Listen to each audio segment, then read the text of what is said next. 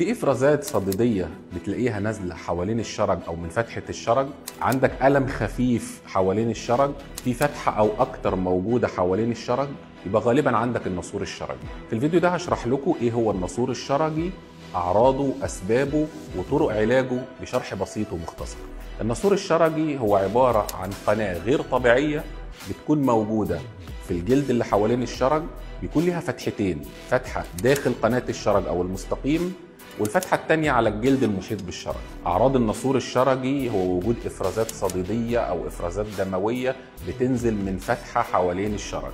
السبب الرئيسي في حدوث الناسور الشرجي هو وجود خراج شرجي ما تعاملناش معاه بصورة عاجلة أو صورة صحيحة، تحول لناسور شرجي. أحيانا في بعض الأمراض زي داء كرونز ممكن يؤدي لوجود الناسور الشرجي.